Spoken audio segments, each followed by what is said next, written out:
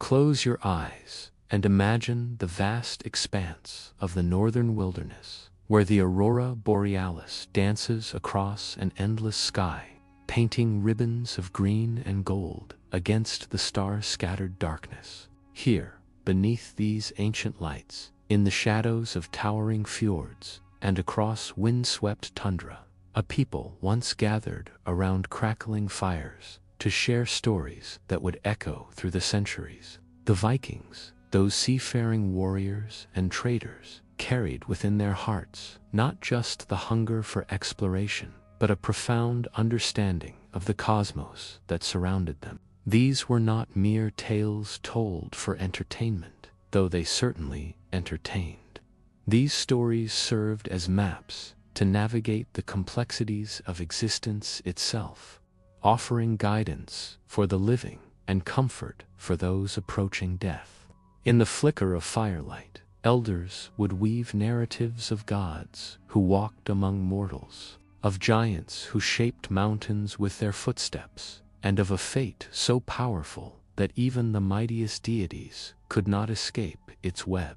The Norse myths emerged from a harsh landscape where survival depended not only on physical strength, but on understanding the delicate balance between order and chaos, creation and destruction. In this world of long winters and brief, brilliant summers, the stories reflected the eternal dance between opposing forces. Light and darkness, fire and ice, wisdom and madness, all intertwined in an endless cosmic drama that mirrored the very real struggles of daily existence in the unforgiving North. As you settle into this journey through the realm of Norse mythology, allow yourself to be transported to that time when the boundary between the physical and spiritual worlds was as thin as morning mist. Feel the weight of ancient wisdom settling around you like a warm cloak, and prepare to discover how these timeless stories continue to whisper truths about courage, love, sacrifice, and the mysterious nature of destiny itself. In the beginning, before mountains rose or seas carved their channels, before the first breath of wind stirred across an empty landscape, there existed only Ginnungagap, the yawning void. This was not mere emptiness, but a pregnant darkness filled with infinite potential, a cosmic womb waiting for the first spark of creation. Picture this primordial space as a vast chasm stretching beyond imagination, neither hot nor cold, neither light nor dark, but something altogether different, a state of being that precedes all understanding. To the north of this void lay Niflheim, the realm of mist and ice, where 11 rivers called Ylvigar flowed from the spring Ymir. These waters carried within them the essence of bitter cold, and as they traveled farther from their source, they began to freeze, layer upon layer, building towering glaciers that groaned and shifted in the eternal twilight. The ice that formed was not ordinary ice, but something more ancient and powerful, imbued with the fundamental forces of creation itself. To the south stretched Muspelheim, the realm of fire, where the fire giant Surtur stood guard with his flaming sword, waiting for the end of all things. From this realm came waves of heat and showers of sparks that danced through the void like fireflies on a summer evening. The fire was not destructive in the way mortals understand destruction, but rather a creative force, a cosmic energy that sought to transform and reshape everything it touched. When the ice of Niflheim met the fire of Muspelheim in the heart of Ginnungagap, something miraculous occurred. The collision of these elemental opposites created steam that rose and condensed, frost that melted and reformed, and in this cosmic alchemy, the first stirrings of life began to emerge. The void became a cauldron of creation, where the most fundamental forces of existence learned their eternal dance. From this primordial meeting of fire and ice, two beings took shape. First came Ymir, the ancestor of all giants, a massive figure whose body contained multitudes. Ymir was neither good nor evil in the way that later beings would understand such concepts, but rather a raw manifestation of natural forces, as unpredictable and powerful as a winter storm or a volcanic eruption. As Ymir slept in the warmth generated by this cosmic collision, sweat began to form under his left arm, and from this moisture emerged the first man and woman of the giant race. Alongside Ymir appeared Audhumla, the primeval cow, whose 4 rivers of milk provided nourishment for the sleeping giant. Audhumla herself required sustenance, and she found it by licking the salty ice blocks that had formed from the meeting of fire and ice. Her warm tongue gradually revealed something extraordinary hidden within the frozen layers. On the first day, hair appeared from the ice. On the second day, a head emerged. On the third day, the complete form of the first god was freed from his icy prison, was beautiful and strong, possessed of a divine nature that set him apart from both the chaotic giants and the nourishing cow. In time, had a son named Bor, who married Besla, a giantess, and from their union came 3 sons who would reshape the cosmos entirely. These were Odin, Vili, and the first of the Gear gods. And their arrival marked the beginning of the end for the primordial age of giants. The 3 brothers looked upon the sleeping Ymir and saw not a fellow being, but raw material for a grander design. In an act that would define the relationship between gods and giants for all time, they killed the primordial giant. Ymir's death was not merely the end of one life, but the beginning of all organized existence. His blood became the seas and rivers, rushing and flowing with the memory of their origin. His flesh became the earth, rich and fertile, capable of supporting countless forms of life. His bones became the mountains, standing as eternal monuments to his sacrifice. From Ymir's skull, the brothers crafted the dome of the sky, supported by 4 sturdy dwarfs positioned at the cardinal directions. His brains, scattered into the heavens, became the clouds that would bring rain and snow to the world below. Even his eyelashes found purpose, shaped into a protective barrier called Midgard, the middle realm where mortals would one day make their homes. The cosmos that emerged from this act of creative destruction was not a random collection of elements, but a carefully ordered system where every component served a purpose in the greater design. Yet even as the brothers worked to establish order, they recognized that their creation remained incomplete. The world they had made was beautiful, but empty, lacking the spark of consciousness that would give it meaning. As the 3 brothers walked along a beach in their newly formed world, they discovered 2 logs that had washed ashore, one of ash and one of elm. Seeing potential in these simple pieces of driftwood, Odin breathed into them the gift of life and spirit. Vili granted them consciousness and the ability to move, while provided them with speech, sight, and hearing.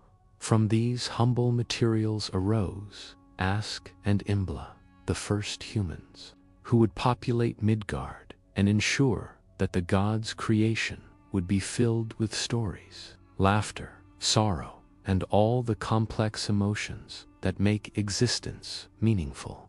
Thus, from the cosmic void and the marriage of opposing forces, through sacrifice and divine creativity, the Norse cosmos came into being.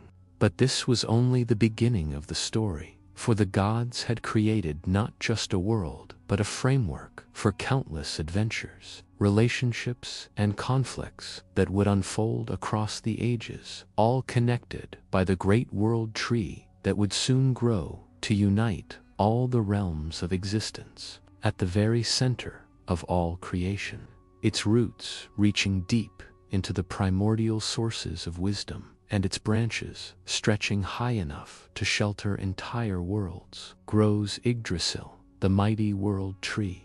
This is no ordinary ash tree, but a cosmic pillar that serves as the axis around which all existence revolves. Its trunk is so vast that it defies mortal comprehension, its bark scarred by countless ages, yet still vital and strong, its leaves rustling with the whispers of fate itself. Yggdrasil is more than a tree. It is the living embodiment of connection, the sacred bridge that links all the realms of Norse cosmology. Through its magnificent structure flow the currents of life, death, wisdom, and time, creating a network of relationships that binds every god, giant, elf, dwarf, and mortal into a single interconnected web of existence. To understand Yggdrasil is to glimpse the Norse understanding of reality itself, where nothing exists in isolation and every action ripples through the cosmic order. The great tree's three mighty roots stretch in different directions, each one drawing sustenance from a sacred well that represents a different aspect of cosmic wisdom. The first root extends to Asgard, the realm of the gods, where it draws from the well of Ord, tended by the three Norns who weave the fates of all beings. Here, the gods hold their daily assemblies, making decisions that will affect all the 9 realms.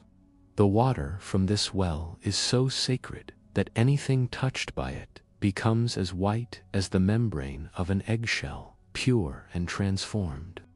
The second root reaches toward Jotunheim, the land of the giants, where it drinks from Mimir's well, the source of wisdom and hidden knowledge. This well is guarded by the wise giant Ymir, whose understanding surpasses even that of the gods. The water here grants insight into the deepest mysteries of existence. But such knowledge comes at a tremendous price, as Odin himself would learn when he sacrificed his eye for a single drink from these profound depths.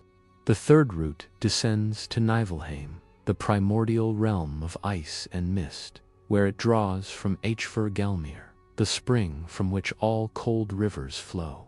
This is the source of the ancient waters that existed before creation, and here dwells the dragon Hggr, who gnaws eternally at the root, representing the forces of decay and dissolution that work constantly against the cosmic order. Among the branches of Yggdrasil live creatures that reflect the tree's role as a bridge between worlds. At the very top perches a great eagle, whose flapping wings create the winds that blow across all the realms.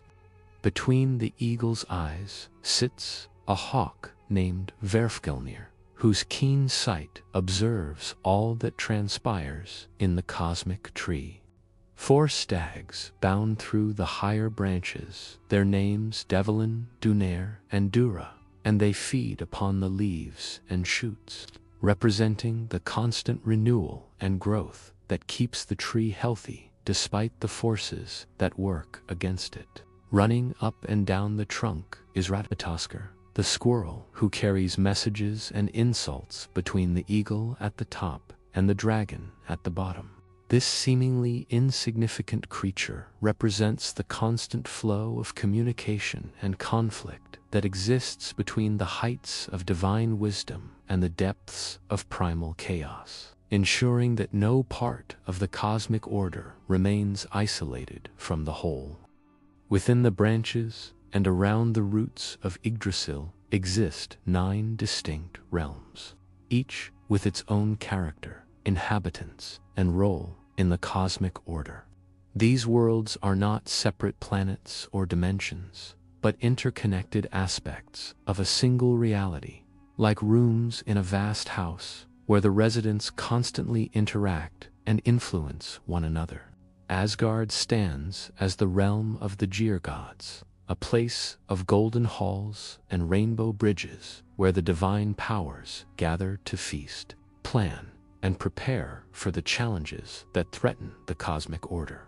Here rises Valhalla, Odin's great hall, where the Einherjar, the chosen slain from human battlefields, prepare for the final battle that will end the current age. The very air in Asgard shimmers with divine energy, and the halls resonate with the songs of heroes and the wisdom of gods who know that their current glory is not destined to last forever.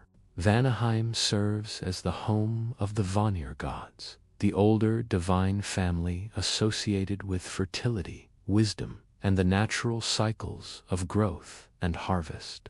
Though peace now exists between the Gear and Vanir, their realm retains its distinct character, focused more on the nurturing aspects of divine power than on the warlike qualities that characterize their Gear cousins. The landscape of Vanaheim blooms with eternal spring, and its halls echo with the gentle songs of growth and abundance. Alfheim belongs to the Light Elves, beings of such beauty and radiance that they are sometimes mistaken for minor gods. Their realm glows with a soft, silvery light that never quite becomes day nor night, but exists in a perpetual state of luminous twilight. The Light Elves are skilled in magic and craftsmanship, and their influence touches the mortal world through their connection to the sun, light, and growing things. Midgard, the Middle Realm, is the world of humans, encircled by the great serpent Jarmungandr, and protected by the walls built from the eyelashes of the primordial giant Ymir. This is where mortals live their brief but meaningful lives, creating stories, building families, and facing the challenges that define human existence. Though Midgard might seem small compared to the divine realms, it holds special significance because it is here that the gods have chosen to invest their greatest hopes and deepest concerns. Jotunheim stretches as the vast realm of the giants, a wild and dangerous land of towering mountains, deep forests, and harsh weather. This is not necessarily a realm of evil, but rather one of raw, untamed natural forces that often conflict with the ordered world the gods seek to maintain.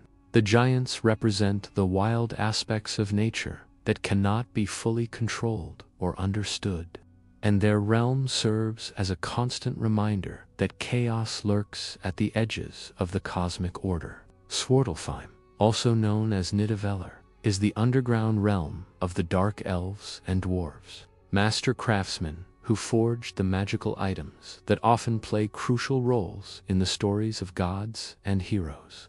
Their halls ring with the sound of hammers on anvils, and their forges burn with fires that can shape the very essence of things. In the darkness of their realm, these skilled beings create objects of such power and beauty that even the gods seek their services. Vanaheim stands apart as the realm of the Vanir gods, though after the war between the divine families, many Vanir now live in Asgard. Their original home remains a place of deep wisdom and natural magic, where the old ways of understanding the divine through earth and growing things continue to flourish. Muspelheim burns as the realm of fire, home to the fire giants led by Surtur, who waits with his flaming sword for the end of the world. This realm existed before creation and will survive after the current cosmos ends, representing the eternal cycle of destruction and renewal that governs all existence. The fires of Muspelheim are not evil, but they are dangerous and transformative, capable of reducing everything to ash so that new growth might begin. Niflheim stretches as the ancient realm of ice and mist, the primordial world of cold that existed before creation.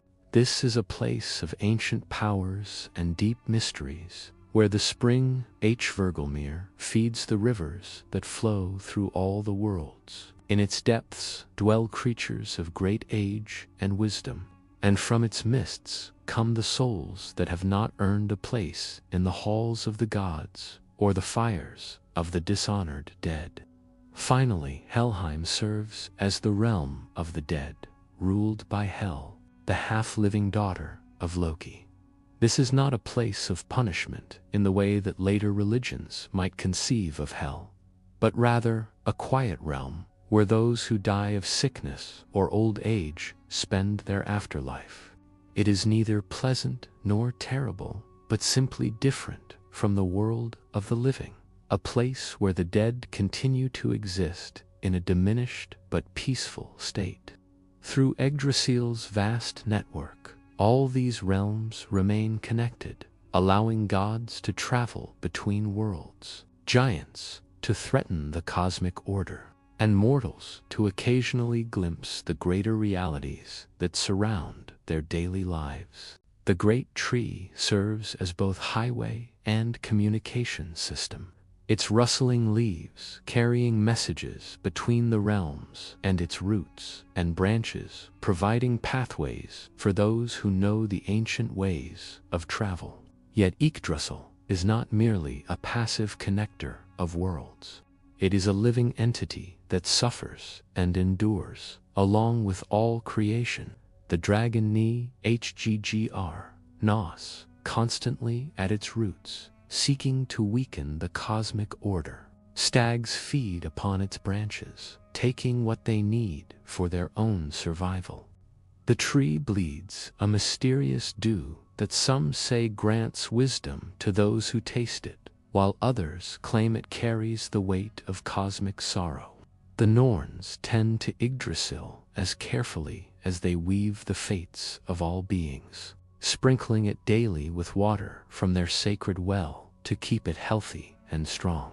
Their care represents the constant attention that the cosmic order requires to maintain itself against the forces of entropy and chaos that forever work to bring about dissolution and change. In this great tree, the Norse found a perfect symbol for their understanding of existence. Everything connected, everything alive, everything subject to the same cycles of growth and decay, wisdom and folly, creation and destruction that govern all life. To meditate on Yggdrasil is to understand that no being, not even the gods themselves, exists independently of the greater web of relationships that binds all things together in one magnificent, terrible, and beautiful whole. As the cosmic order established itself through the growth of Yggdrasil and the creation of the Nine Realms, the divine powers themselves were organizing into two distinct families, each with their own character concerns and approaches to the governance of existence. The story of these two divine tribes, the Gyr and the Vanir, and their eventual reconciliation, reveals much about the Norse understanding of how different aspects of divinity must work together to maintain the cosmic balance. The Gyr gods embodied the qualities that the Norse associated with civilization, war, wisdom, and the active shaping of destiny. They were the builders of halls, the makers of laws, the wielders of weapons, and the seekers of knowledge, even when that knowledge came at a terrible price. Their approach to divinity was dynamic and often aggressive, focusing on the need to actively combat the forces of chaos and disorder that constantly threatened the stability of the world. At their head stood Odin, the All-Father, a complex figure whose hunger for wisdom was matched only by his willingness to sacrifice everything, including his own well-being, in pursuit of knowledge. Odin was not the kindly father figure that some might expect from a chief deity, but rather a restless wanderer, a seeker of hidden truths, and a strategist who understood that the current cosmic order was temporary and must be defended through cunning as much as strength. Beside Odin ruled Frigg, his wife and queen, whose domain encompassed the domestic sphere, marriage, and the protective love of mothers for their children. Yet Frigg was no mere housewife among the gods. She possessed prophetic powers that sometimes exceeded even Odin's vast knowledge, and her influence extended throughout the realm of Asgard and beyond. Her hall Fensalir served as a place where she received the prayers of women and dispensed aid to those who sought her protection. Thor, Odin's son by the giantess Jair, represented the more straightforward aspects of divine power. Where Odin was subtle and cunning, Thor was direct and forceful, wielding his mighty hammer Mjolnir to protect both gods and mortals from the constant threats posed by giants and monsters.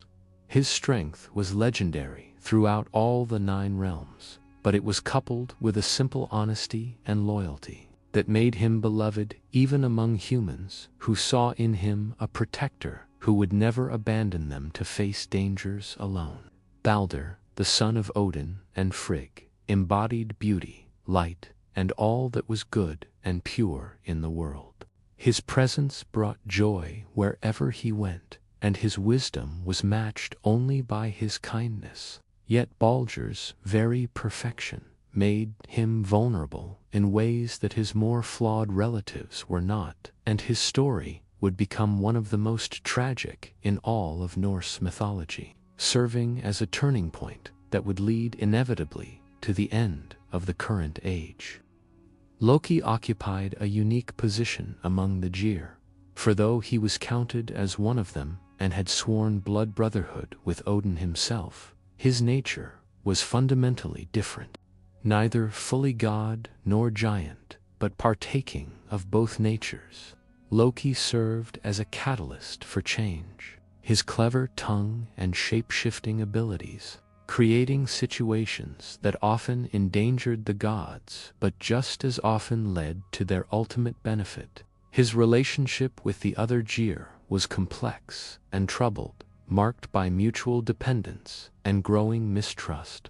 The Vanir gods, by contrast, represented the older, more earth-centered aspects of divinity that the Norse associated with fertility, prosperity, and the natural cycles of growth and harvest, where the Geir were concerned with war and the active shaping of destiny. The Vanir focused on the gentler but equally essential powers of renewal, abundance, and the wisdom that comes from deep connection to the natural world. Ymir ruled as a god of the sea, winds, and fishing, his domain encompassing all the ways that humans drew sustenance from the waters that surrounded their lands. His halls stood near the shoreline, and the sound of waves was his constant companion. Sailors prayed to Ninjar for fair winds and safe passage, while fishermen sought his blessing for full nets and calm seas. Freyr, Njz's son, governed fertility, prosperity, and kingship, his very presence ensuring good harvests and peaceful rule. He possessed a magical ship that could sail through air as well as water and could be folded up to fit in a pouch when not needed. His sword could fight by itself, never missing its target, but he would eventually give up this weapon for love.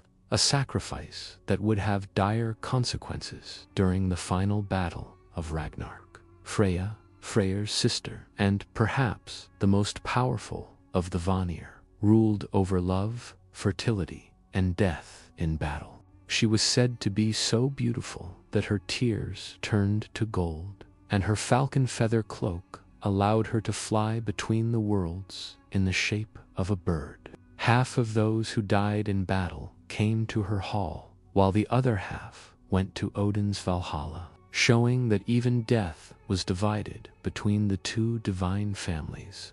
The relationship between these two divine tribes was not always harmonious.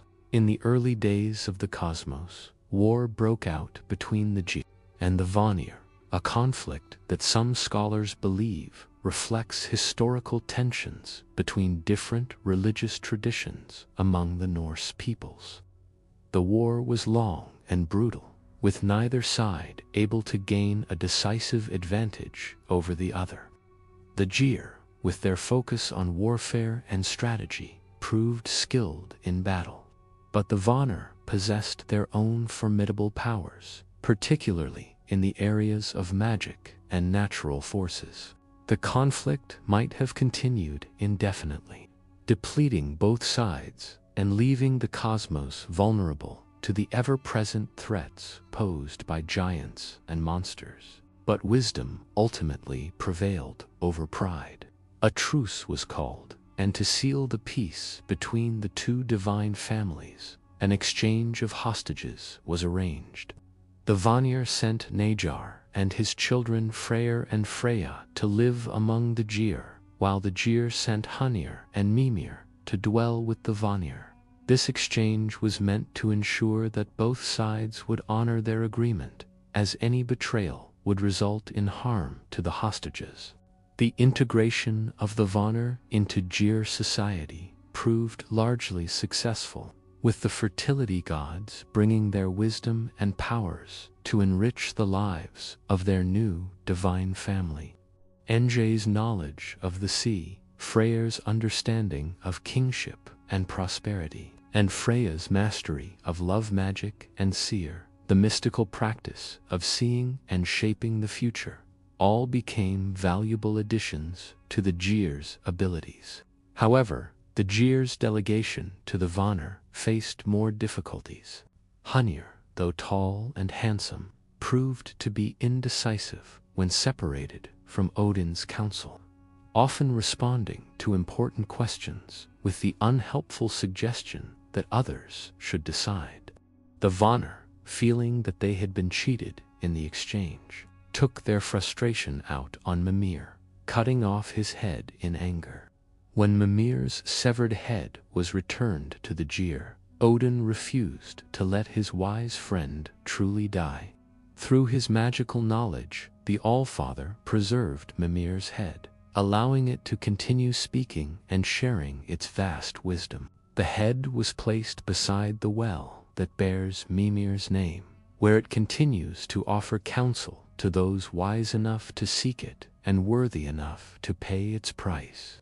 This resolution of the conflict between the Geir and Vanir demonstrated one of the key themes in Norse mythology: the recognition that different types of power and wisdom must work together for the cosmos to function properly. The aggressive, order-imposing nature of the Geir needed to be balanced by the nurturing, life-giving qualities of the Vanir, just as the civilized world required the wild strength of nature to remain vital and alive.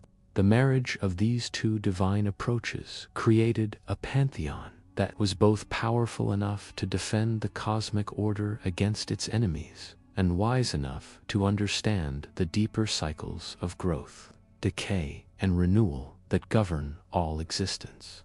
The gods who emerged from this union were more complete than either family could have been alone, possessing both the strength to fight against chaos and the wisdom to know when fighting was not the answer.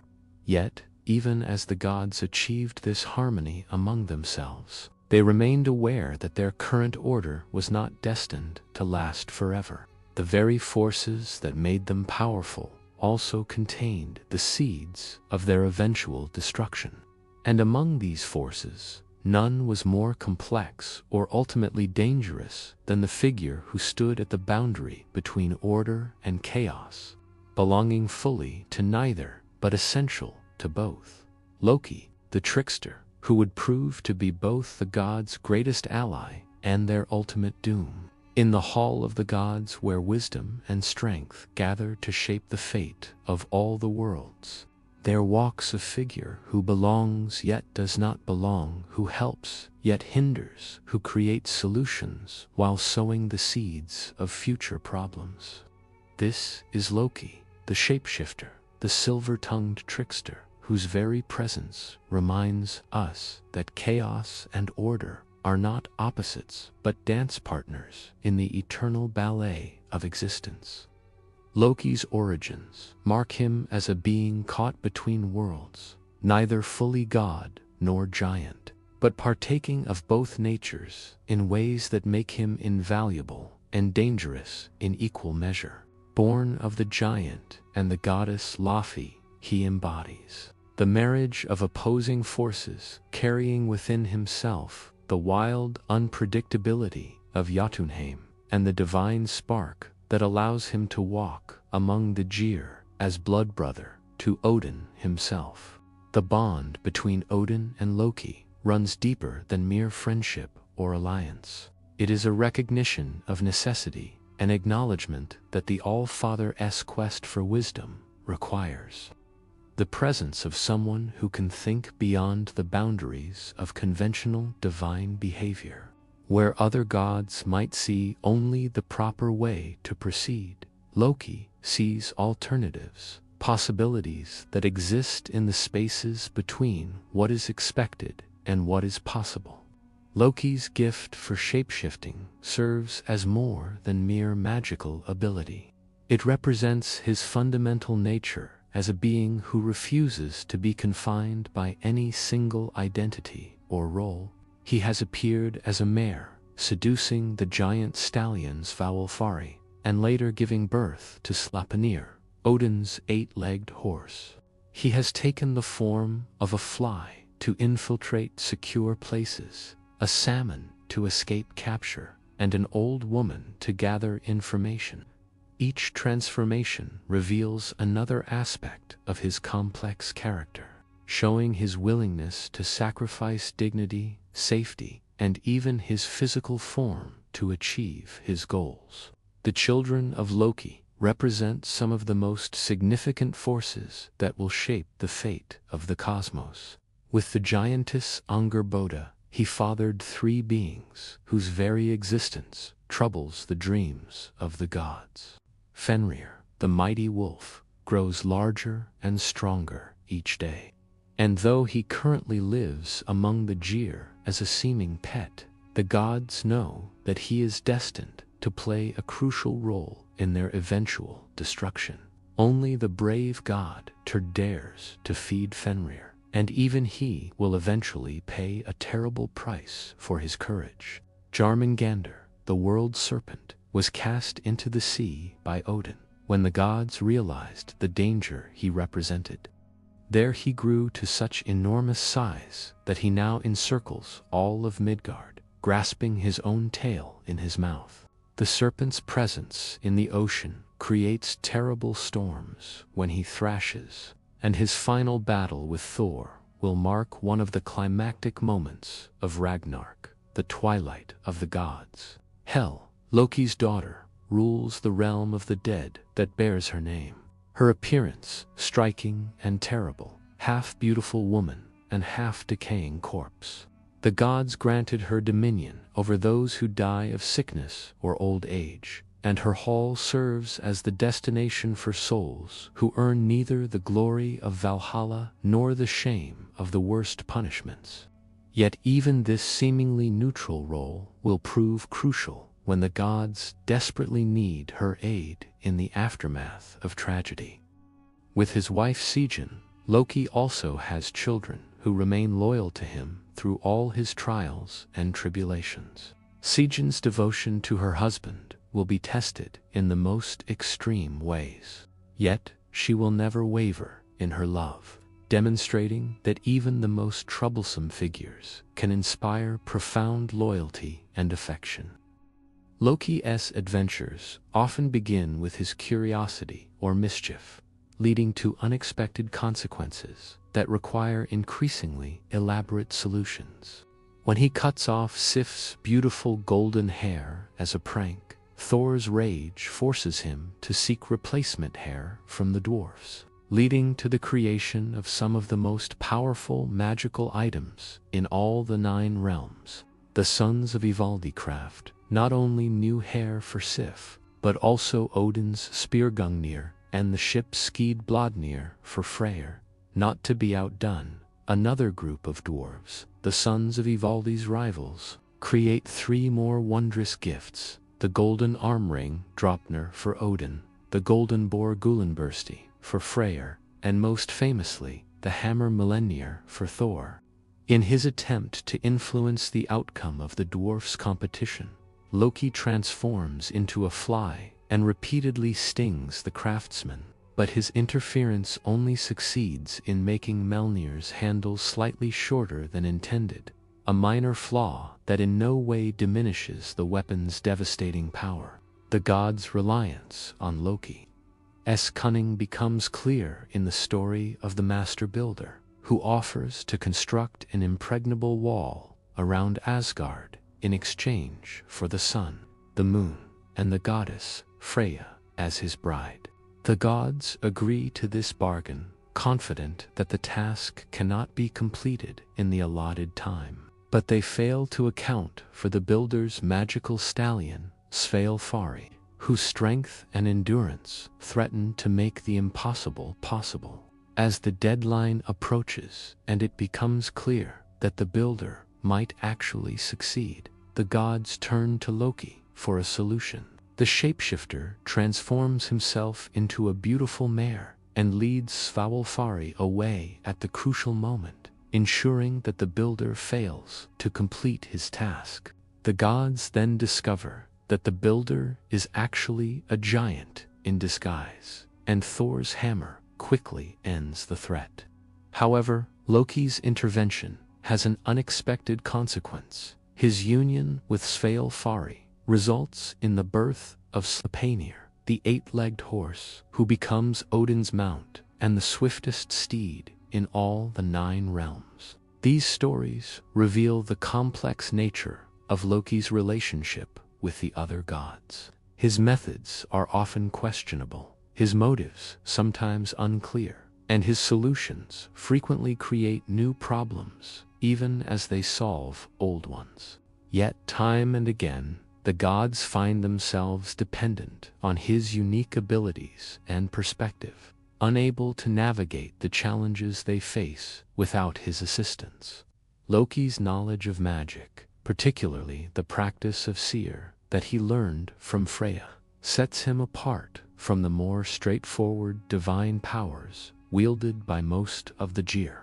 Seer involves seeing and shaping the threads of fate, working with the hidden connections that bind all things together, and understanding the deeper currents that flow beneath the surface of events. This feminine-associated magic was considered somewhat shameful for male practitioners, yet another way in which Loki stands outside conventional expectations. The trickster's greatest gift to the gods, and perhaps his most dangerous, is his ability to think like their enemies. Having giant blood in his veins, and standing partially outside the divine order, Loki can understand the motivations and methods of the gods' foes in ways that his more straightforward divine companions cannot. This insight makes him invaluable as a strategist and negotiator. But it also means that he sees the weaknesses and contradictions in the divine order with uncomfortable clarity. As the stories of Loki unfold, a pattern emerges that will eventually lead to catastrophe. Each of his adventures pushes the boundaries a little further. Each solution creates new complications, and each display of his power reminds the gods that their blood brother is not entirely one of them. The very qualities that make him essential to their success also make him dangerous to their long-term survival. The gods begin to recognize that their reliance on Loki's cunning has created a dependency they cannot easily break. While Loki himself grows increasingly frustrated with the limitations and hypocrisies he perceives in the divine order, the stage is being set for a confrontation that will shake the foundations of the cosmos. Yet for now, the trickster continues to walk among the Gear, his silver tongue and shapeshifting abilities serving their needs, even as his presence serves as a constant reminder that chaos lurks at the very heart of order. In this delicate balance between necessity and danger, wisdom and folly, creation and destruction, Loki embodies one of the central truths of Norse mythology, that the forces which sustain life are often the same forces that will eventually bring about its end, and that the line between salvation and doom can be as thin as the difference between a helping hand and a betraying gesture. Among all the gods who stride through the halls of Asgard and protect the Nine Realms from the forces of chaos, none is more beloved by mortals than Thor, the thunder god, whose mighty hammer echoes across the sky and whose simple courage stands as a bulwark against the ever-present threats that would destroy the world. Where Odin's wisdom is complex and sometimes cold, and Loki's cunning cuts both ways, Thor's strength flows from a straightforward love of life and an unshakable commitment to protecting those who cannot protect themselves. Thor's very appearance speaks to his role as defender of gods and mortals alike. Tall and broad-shouldered, with fierce red hair and a beard that crackles with barely contained energy, he moves through the world with the confidence of one who has never met a problem that could not be solved through honest strength and determined effort. His eyes, blue as a summer storm, reflect both the fury he brings to battle and the warmth he shows to those under his protection. The hammer Mjolnir, forged by the dwarves and blessed with powers that make it the most feared weapon in all the realms, never leaves Thor's side. This is no mere tool of war, but a sacred instrument that embodies the god's role as bringer of justice and order. Mjolnir strikes only the targets Thor intends, returns unfailingly to his hand when thrown, and possesses the power to level mountains or crack the sky itself. The very sound of thunder that mortals hear during storms is the echo of Mjolnir striking its targets in battles fought between the worlds. Yet for all its devastating power, Mjolnir serves primarily as a protective force rather than an aggressive one. Thor wields it not to conquer or dominate, but to defend the cosmic order against those who would tear it down. Giants flee at the mention of his name, not because he hunts them for sport, but because they know that any attack on the innocent will bring the thunder god's immediate and overwhelming response. Thor's role as protector extends beyond mere physical defense to encompass the preservation of the natural order that allows civilization to flourish. When giants steal the sun or moon, threatening to plunge the world into eternal darkness or cold, Thor's hammer blazes a path through their defenses to retrieve these essential lights. When monsters threaten to poison the rivers or corrupt the harvest, the thunder god's strength ensures that the sources of life remain pure and abundant. The god's relationship with mortals differs markedly from that of his father Odin, who sees humans primarily as potential warriors for the final battle of Ragnarok. Thor genuinely cares for the daily lives and simple struggles of farming folk, fishermen and craftsmen, understanding that their peaceful labors are just as important to the cosmic order as the heroic deeds of kings and champions. Farmers pray to Thor for protection of their crops from harmful weather, while travelers invoke his name when crossing dangerous territory. This connection to ordinary people manifests in the many stories of Thor's journeys through Midgard, where he often appears in humble disguise to test the hospitality and character of mortals. Those who show kindness to strangers, even when they have little to spare, find themselves rewarded with Thor's blessing and protection. Conversely, those who abuse their power or show cruelty to the helpless discover that the thunder god's justice is swift and absolute. One of the most revealing tales of Thor's character involves his journey to the Hall of the Giant, Loki, where he and his companions face a series of challenges that seem designed to humiliate them. Thor fails to drain a drinking horn that is secretly connected to the ocean, cannot lift a cat that is actually the world's serpent in disguise, and loses a wrestling match against an old woman who represents old age itself.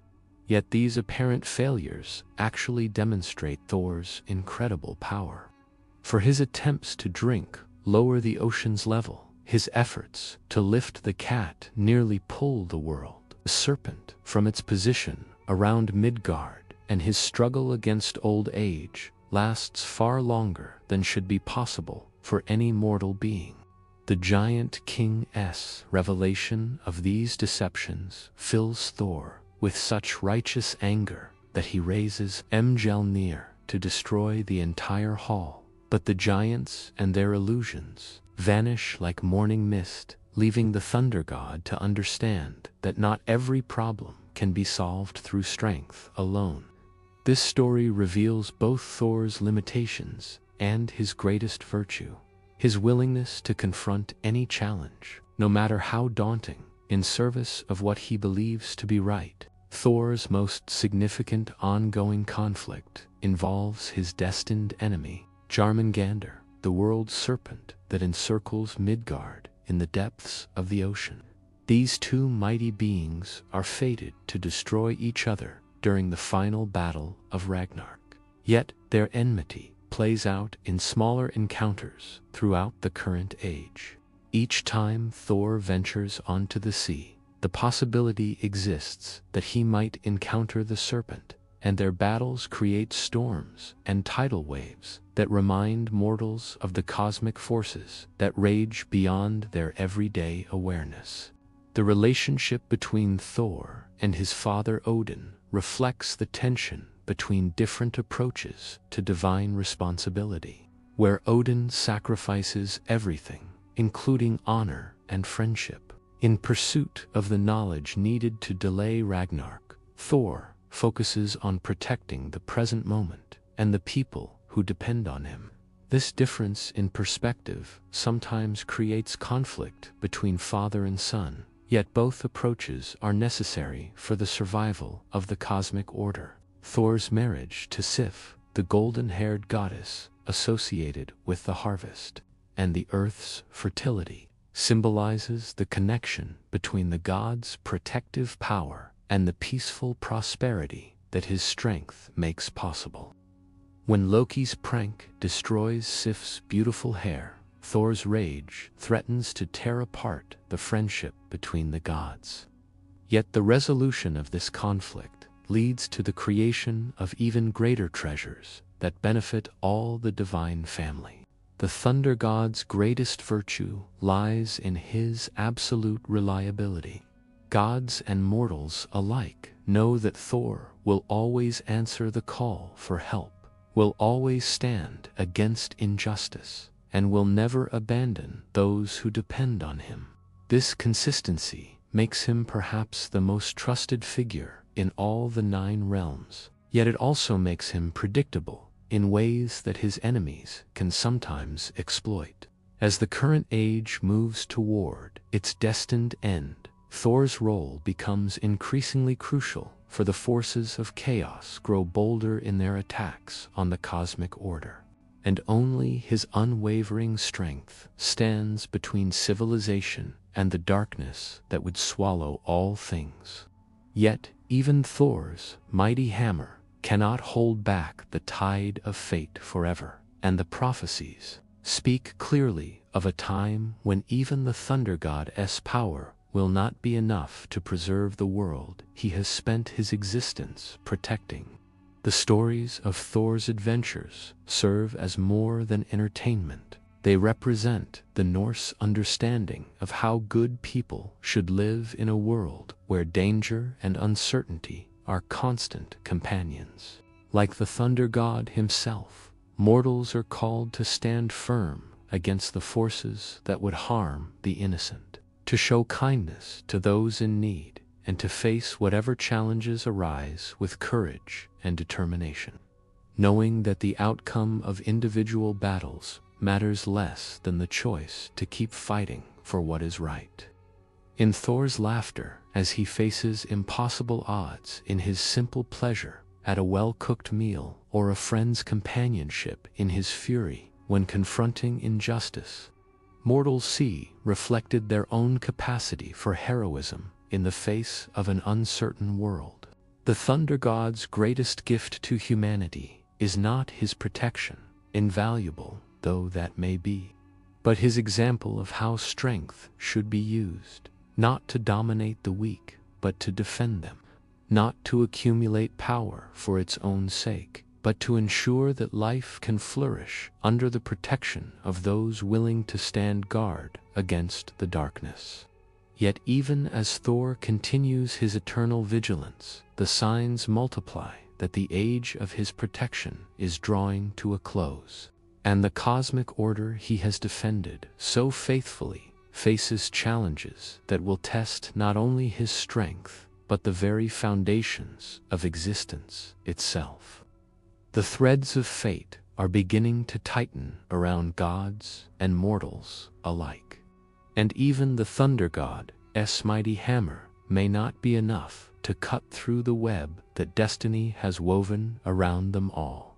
In the shadows beneath Yggdrasil, where the roots of the world tree draw sustenance from wells of ancient wisdom, three figures bend over their eternal task-weaving threads that shimmer with the light of unborn possibilities and the darkness of inevitable endings. These are the Norns, the weavers of fate, whose work determines the destiny of every being, from the mightiest god to the humblest mortal, and whose prophecies speak of an end so terrible and complete that even the gods themselves cannot escape its approach. Vergandi, and Skuld represent the three aspects of time itself, that which was, that which is, and that which shall be.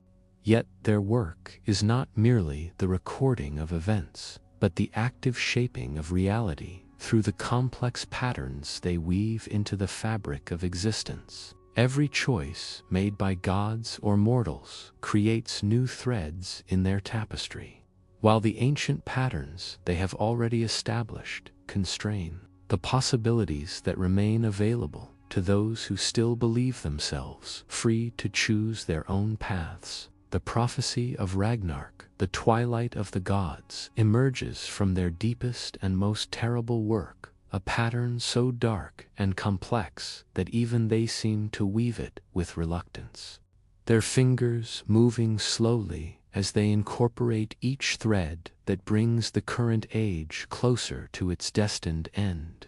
This is not merely the prediction of future events, but the recognition that the forces set in motion by the gods' own choices have created an inevitable cascade of consequences that cannot be stopped, only delayed.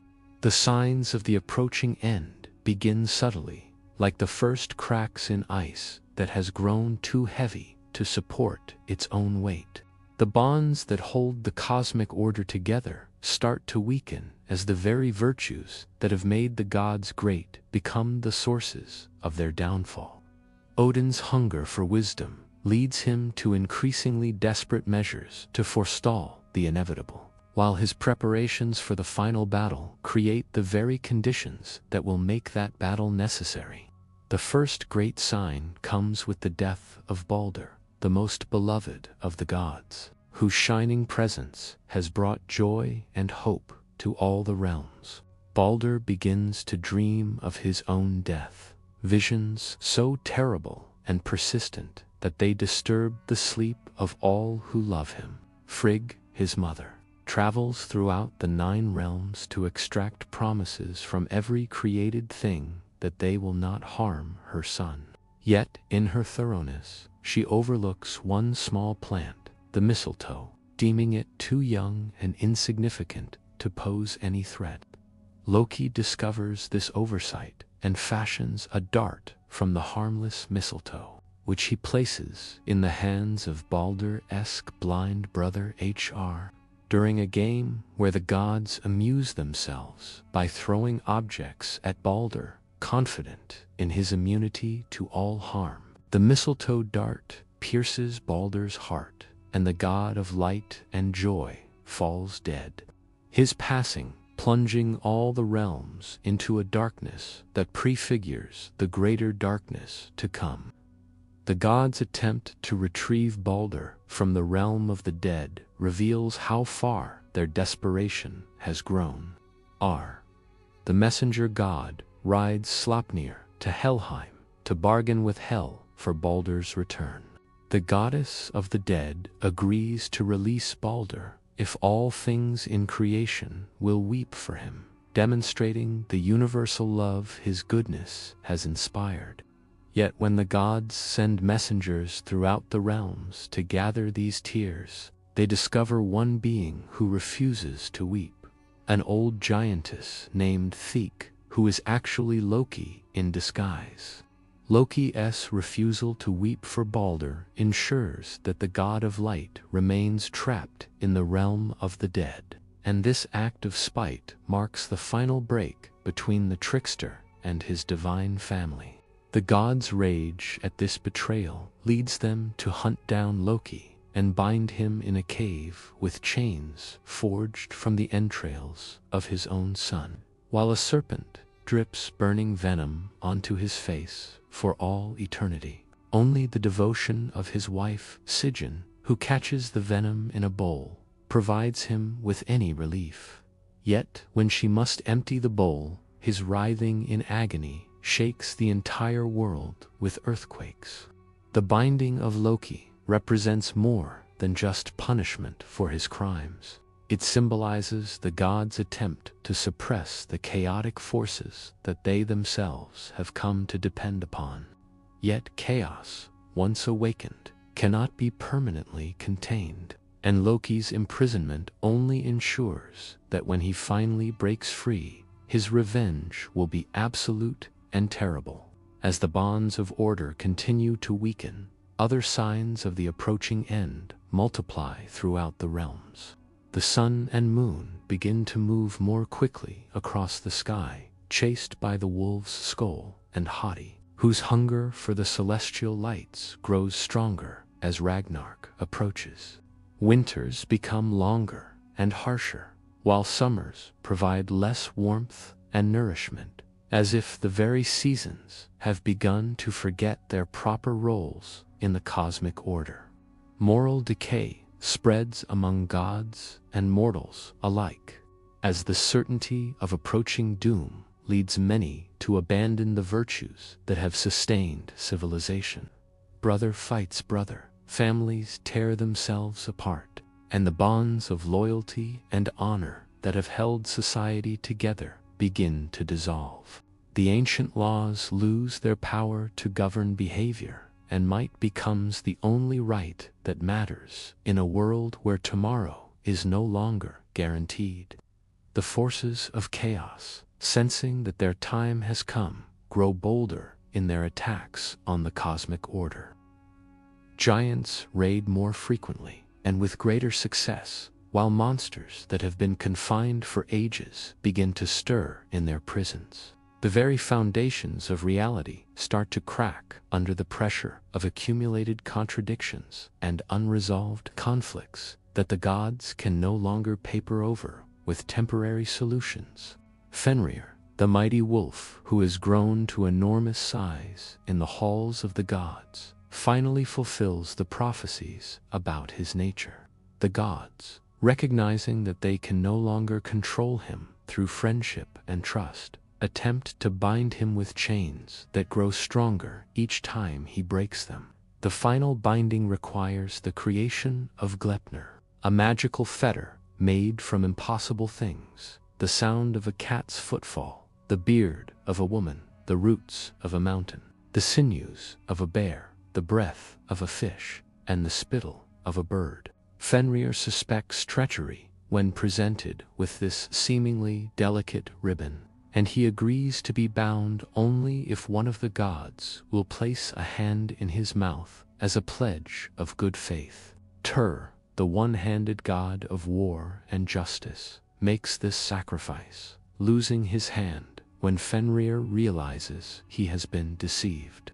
The wolf's binding ensures temporary safety for the gods, yet it also creates an enemy whose rage will be boundless when he finally breaks free. The prophecies speak of 3 years of continuous winter, the Fimbulwinter, during which the sun will provide no warmth and the earth will yield no harvest. This terrible season will be followed by the loosing of all bonds, as Loki breaks free from his prison and Fenrir tears through his fetters. The ship Nagafar, built from the untrimmed nails of the dead, will sail forth carrying the forces of chaos to their final battle with the gods. From Muspelheim will come Surtur and his fire giants, their flaming swords, ready to burn away the current world, so that a new one might be born from its ashes. From Jotunheim will march the frost giants, led by Rime, their ancient grudges against the gods finally finding expression in open warfare. From Helheim will come the dishonored dead, those whose evil deeds in life have earned them a place in this terrible army. The great serpent Jarmungandr will rise from the ocean depths, his thrashing creating tidal waves that will flood the land and poison the sky with his venomous breath. The wolf Fenrir will break free to devour Odin himself, while his sons will finally catch and swallow the sun and moon, plunging all the realms into darkness.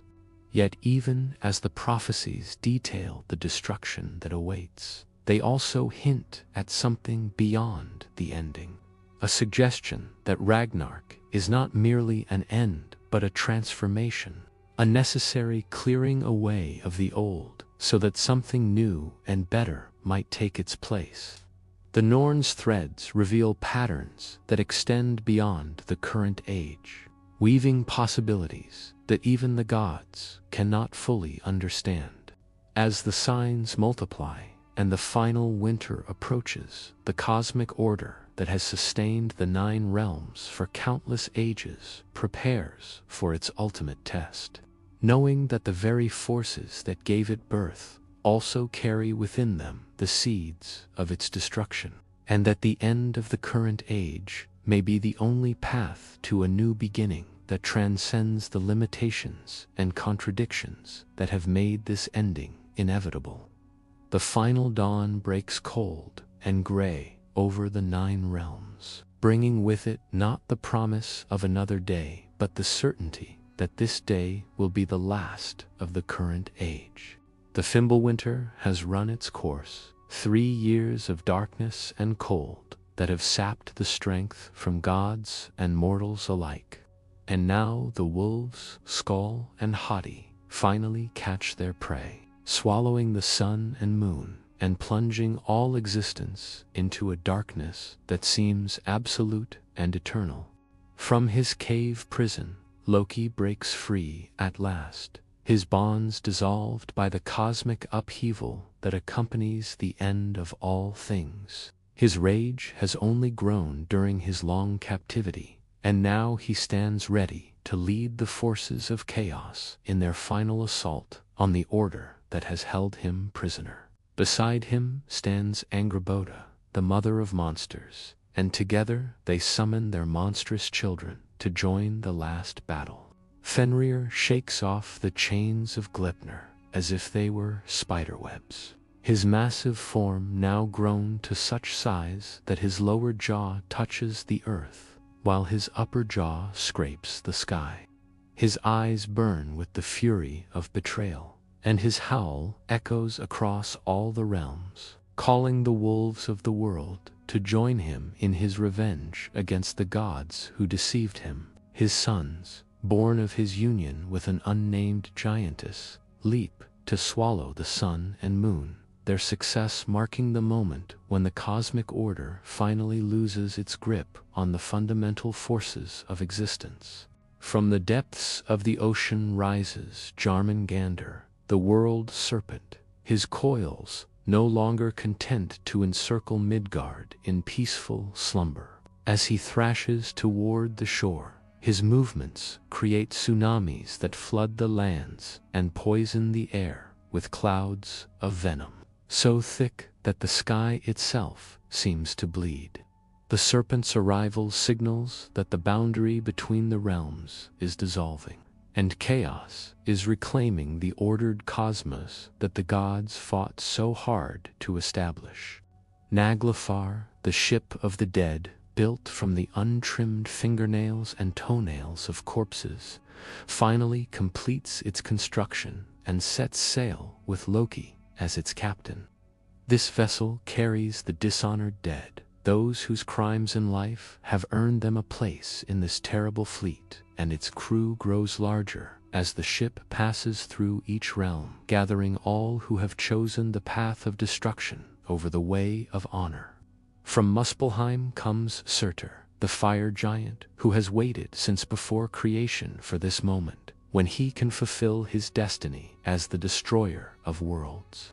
His flaming sword burns brighter than the vanished sun, and behind him march legions of fire giants, whose very presence sets the sky ablaze. Surtur's face shows no malice or cruelty, only the calm determination of one who understands that his role in the cosmic drama is both necessary and terrible.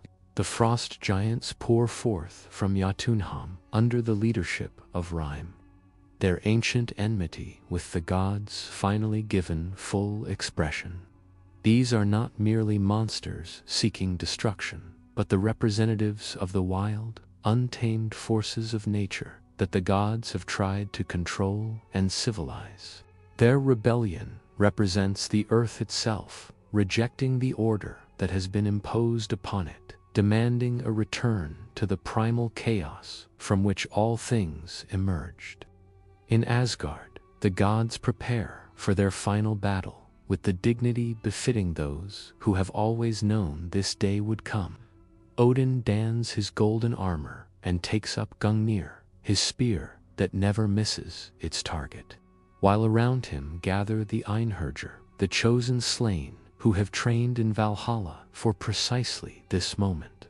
These warriors, drawn from the greatest heroes of Midgard, understand that they face not victory, but noble defeat, yet they stand ready to die again in service of the cosmic order they have sworn to defend.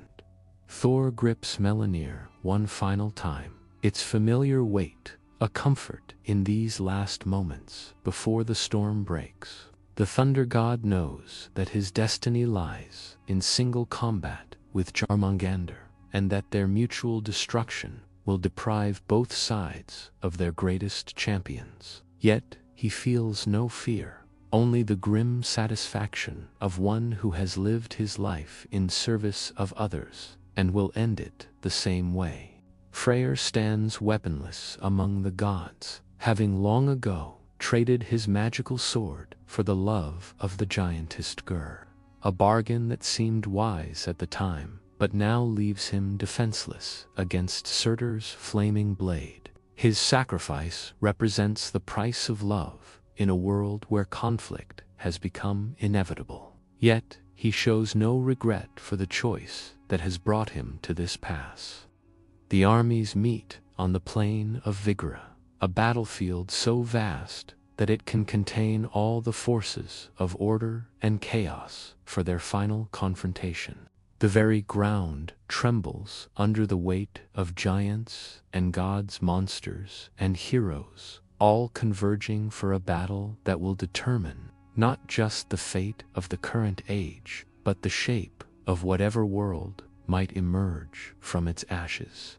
Odin faces Fenrir in single combat, the All-Father's wisdom and experience pitted against the wolf's boundless rage and supernatural strength. The battle between them represents more than personal conflict. It embodies the struggle between the knowledge that seeks to order existence and the wild forces that resist all attempts at control. Gungnir pierces Fenrir's hide again and again, yet the wolf's fury seems to make him stronger with each wound, until finally his massive jaws close around Odin, swallowing the chief of the gods and ending his long quest for the wisdom that might have prevented this day. Yet even in death, Odin's sacrifice serves its purpose, for his son immediately avenges his father's death by placing his specially crafted boot on Fenrir's lower jaw and grasping the upper jaw with his hands, tearing the wolf's mouth apart and ending the threat that has haunted the gods since Fenrir first came among them as a seemingly harmless puppy. Thor and Jormungandr meet in the combat that has been prophesied since the world's beginning, the thunder god's hammer striking again and again against the serpent's scales, while poison clouds from the monster's breath slowly overwhelm even Thor's legendary endurance. Mjolnir finally delivers the killing blow, cracking the world serpent's skull and ending its threat to the cosmos. Yet the victory comes at a terrible price, as Thor takes 9 steps backward and falls dead, overcome by the venom that has filled his lungs. Freyr and Surtur face each other with the grim recognition of two beings whose conflict was written into the very fabric of reality. Without his magical sword, the god of fertility and kingship fights bravely but hopelessly against the fire giant's flaming blade, his death representing the end of the peaceful prosperity that has marked the current age. Surtur's victory is inevitable, yet he takes no joy in it, understanding that he destroys what he has been created to destroy. Tyr, the one-handed god of justice and war, meets his end in battle with Garm, the hound of hell, their mutual destruction representing the collapse of the legal and moral order that has governed the relationship between gods and mortals. The god who sacrificed his hand to bind Fenrir now gives his life to ensure that at least one of the forces of chaos will not survive to plague whatever world emerges from this devastation. As the battle rages across Vigra, the very foundations of existence begin to collapse under the strain of so much destruction concentrated in one place. Yggdrasil shudders and groans as the roots that have supported the 9 realms for countless ages finally begin to give way under the weight of cosmic dissolution. The branches that have sheltered entire worlds crack and fall, while the creatures that have made their homes in the world tree flee in terror from the approaching catastrophe. The Rainbow Bridge Bifrost, which has connected the realms and allowed the gods to travel between worlds, finally buckles under the strain of armies marching across its span and crashes into the void below, severing the last links that have held the cosmic order together. With its fall, the 9 realms become isolated from each other, each one facing its own version of the catastrophe that engulfs them all. Surtur raises his flaming sword high above the battlefield, and from its blade pours fire that spreads across all the realms, consuming everything that the gods have built and protected. Asgard burns, its golden halls collapsing into ash and ember. Midgard burns, its green fields and flowing rivers disappearing beneath waves of flame. Even the ocean begins to boil as the fire reaches depths where the world serpent once made its home. Yet this is not merely destruction for its own sake, but a necessary cleansing that prepares the way for renewal. As the flames consume the current world, they also burn away the contradictions and accumulated conflicts that have made the present age unsustainable. The fire that destroys also purifies, clearing space for whatever new order might emerge from the ashes of the old. The few survivors of this cosmic catastrophe retreat to hidden places where the fire cannot reach, carrying with them the seeds of whatever future might be possible beyond the ending of all things. Among the gods, anew survive, along with Modi and Magni, Thor's sons, who inherit their father's hammer and the responsibility to wield it in whatever world awaits. These survivors represent not just the continuation of divine power, but the hope that wisdom can be learned from the mistakes that led to this catastrophe. As the flames finally consume the last remnants of the current age, darkness falls across all existence.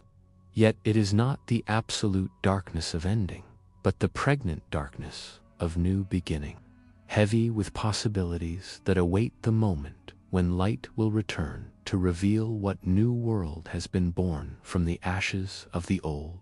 In the depths of darkness that follows the burning of the worlds, when the flames of Srita's sword have finally consumed every trace of the old order and silence settles over the void where once the Nine Realms flourished, time itself seems to pause, gathering strength for the work of creation that must begin anew.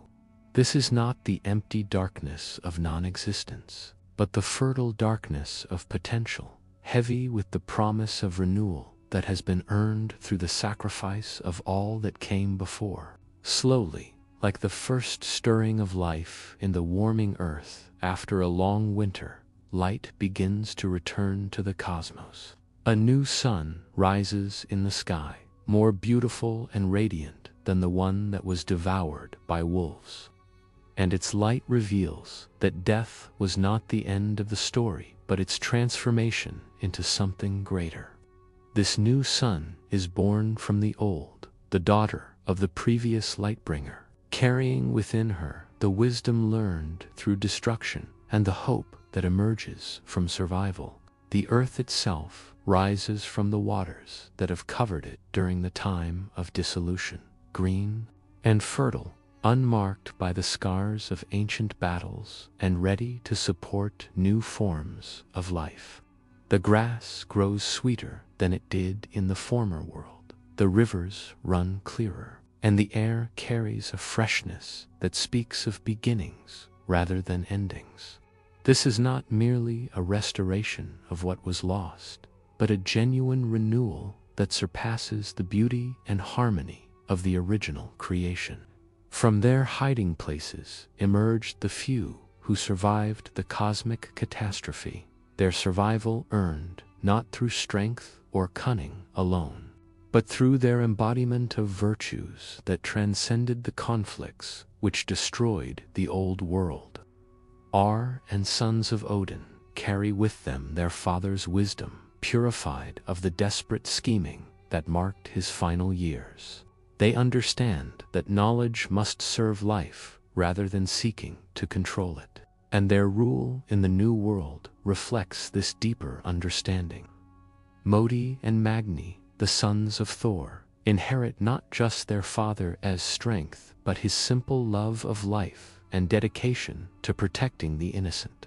Mjolnir, the mighty hammer that served as both weapon and tool in the old world, now becomes primarily an instrument of construction and blessing, its power directed toward building rather than destroying. The thunder that follows in their wake speaks of growth and renewal rather than conflict and war. Most remarkably, Baldur returns from the realm of the dead, his resurrection made possible by the transformation of death itself through the cosmic renewal. The god of light and joy emerges from Helheim not as a victim of betrayal and violence, but as a symbol of hope triumphant over despair, goodness proven stronger than malice. Beside him walks his brother Hr, no longer the blind god whose hand was turned to evil purpose, but one whose sight has been restored along with his innocence. Even Ymir, the companion of Odin and Loki in the earliest adventures of the gods, returns to play a role in the new world. His indecisiveness transformed into careful consideration and his dependence on others. Counsel evolved into genuine wisdom about the value of seeking multiple perspectives before making important choices. In this renewed world, the harsh divisions that characterized the Old Age begin to heal. The eternal enmity between gods and giants gives way to understanding and cooperation, as both sides recognize that their conflict arose from misunderstanding and fear rather than fundamental incompatibility. The wild forces of nature that the giants represented are welcomed as essential partners in maintaining the cosmic balance, while the civilizing impulses of the gods are tempered by respect for the natural order. The humans who survive Ragnarok and Rosser emerge from their hiding place in Yggdrasil itself, having been nourished by the world trees due during the time of destruction.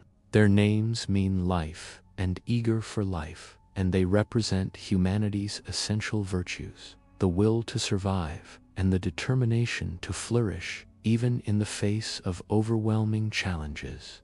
From their union will spring a new human race, one that inherits the wisdom learned through suffering, but is not bound by the limitations that constrained their predecessors. The new Midgard that becomes their home surpasses the old in every way. Its climate more temperate, its soil more fertile, its rivers cleaner and more abundant. The harsh extremes that marked the former world have been smoothed away, replaced by a gentler environment that supports life without the constant struggle against hostile forces that characterized human existence before Ragnarok. Yet this is not a paradise of ease and luxury, but a world where challenges exist to promote growth rather than to threaten survival. The new humans work and strive, create and build, love and raise families, but they do so in harmony with the natural world around them rather than in constant conflict with forces beyond their control. Their lives have meaning and purpose, but they are not overshadowed by the constant threat of cosmic catastrophe. Yggdrasil, the world tree that survived even the burning of the worlds, puts forth new growth that surpasses its former majesty. Its branches reach higher, its roots delve deeper, and its trunk grows so strong that it can support not just 9 realms, but as many worlds as life might require. The creatures that make their homes in its branches sing sweeter songs, and the wells at its roots flow with waters that carry wisdom rather than sorrow. The halls that rise in this new Asgard gleam with light that comes not from gold or precious metals, but from the joy and harmony of their inhabitants. The feasts held in these halls celebrate life and friendship rather than serving as preparation for war, and the songs that echo from their walls tell stories of creation and growth rather than conflict and destruction. Gladsheim, the rebuilt hall of the gods, becomes a place where all beings are welcome to seek counsel and aid. Its doors never closed to those who approach with honest hearts. The throne of the Allfather no longer towers above supplicants, but stands level with the seats offered to visitors, symbolizing the new relationship between divine and mortal that emerges from the ashes of the old hierarchies. This new world knows peace not as the mere absence of conflict, but as the positive presence of harmony and cooperation among all its inhabitants. The wisdom that the gods gained through their suffering, combined with the resilience that mortals developed through their struggles, creates a foundation for existence that surpasses anything that came before. The stories of the old world are not forgotten, but are treasured as sources of wisdom about the dangers of pride, the importance of balance, and the necessity of recognizing that all things are connected in the great web of existence. The mistakes that led to Ragnarok serve as warnings for the future, while the virtues that enabled survival provide guidance for building something better. As this new age unfolds, it becomes clear that the destruction of Ragnarok was not a failure of the cosmic order, but its necessary transformation, a breaking of the shell that confined the universe's potential so that something greater could emerge. The pain and loss that marked the ending of the old world gave birth to wisdom and compassion that now shape the character of the new creation. In the gentle light of the new sun, under the protective canopy of the renewed world tree, the survivors of Ragnarok begin the work of building a future that honors both the memory of what was lost and the promise of what might yet be achieved. Their success lies not in avoiding the mistakes of the past, but in learning from them, creating a world where wisdom guides strength, where compassion balances justice, and where the wild forces of nature work in harmony with the civilizing impulses of conscious beings. The last echo of the old world songs fades into silence, replaced by new melodies that speak of hope fulfilled and potential realized, marking not an ending but a true beginning that surpasses all that came before. As we reach the end of our journey through the realm of Norse mythology, like travelers who have wandered far from home and now see familiar lights glowing in the distance, we find ourselves carrying treasures more valuable than gold or silver, the ancient stories that have survived the centuries to whisper their timeless truths into our modern ears. These tales of gods and giants, heroes and monsters, creation and destruction, have traveled a long and winding path from the firelit halls of Viking longhouses to the pages of medieval manuscripts, and from there into the hearts and minds of countless generations who have found in them something essential about the nature of existence itself. The myths we have explored together did not spring into being fully formed, like Athena from the head of Zeus in Greek tradition, but grew slowly through generations of telling and retelling around countless hearths, where the bitter cold of northern winters made the warmth of shared stories as necessary as food and shelter. The skalds and storytellers who preserved these narratives understood that they carried more than entertainment in their memories. They bore the accumulated wisdom of their people, the moral framework that helped make sense of a world where beauty and terror walked hand in hand, where the difference between victory and defeat often lay in the choices made by individuals faced with impossible odds. When the scholar and politician Snorri Sturluson set down these oral traditions in his prose Edda during the 13th century, he was not merely recording folklore, but preserving a complete worldview that had shaped the consciousness of an entire culture. His work, along with the anonymous poetry collected in the Poetic Edda, ensured that the voices of pre-Christian Scandinavia would continue to speak to future generations, even as the world that gave them birth was transformed by new religions and new ways of understanding the cosmos. Yet these manuscripts might have remained curiosities for scholars and antiquarians if the stories they contained had not possessed a power that transcends their historical origins. Something in the Norse vision of existence, with its unflinching acceptance of tragedy, combined with an equally strong commitment to fighting against it, speaks to universal human experiences that remain relevant regardless of the particular cultural context in which they arise.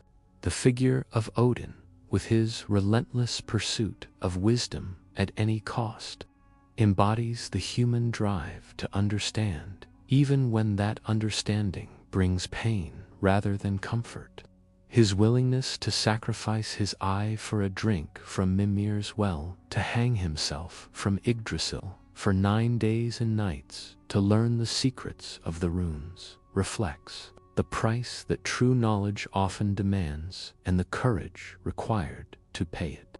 In our own age of information and discovery, Odin's example reminds us that wisdom cannot be obtained without sacrifice, and that the most important truths often come at the highest personal cost. Thor's role as protector of both gods and mortals speaks to the eternal human need for those willing to stand against injustice and defend the vulnerable, even when the odds seem overwhelming. His simple courage and straightforward approach to problems provide a counterbalance to the complexity and ambiguity that characterize so much of existence, reminding us that sometimes the most profound response to difficulty is not cleverness, but the determination to do what is right, regardless of the consequences. Loki's complex nature, as both helper and hindrance, creator and destroyer, reflects the uncomfortable truth that the forces which enable growth and change are often the same ones that threaten stability and order. His presence among the gods reminds us that chaos is not merely the enemy of civilization, but its necessary partner, and that attempts to eliminate uncertainty and unpredictability from life inevitably lead to stagnation and ultimately to the very destruction they were meant to prevent. The concept of Ragnarok, with its vision of endings that enable new beginnings, offers a perspective on change and loss that remains relevant in any age where people must confront the reality that all things, no matter how permanent they seem, are subject to transformation. The Norse understanding that destruction and creation are not opposites, but partners in an eternal dance, provides a framework for dealing with the inevitable losses and transitions that mark every human life. These themes have found new expression in countless works of literature, art, and popular culture that draw inspiration from Norse mythology.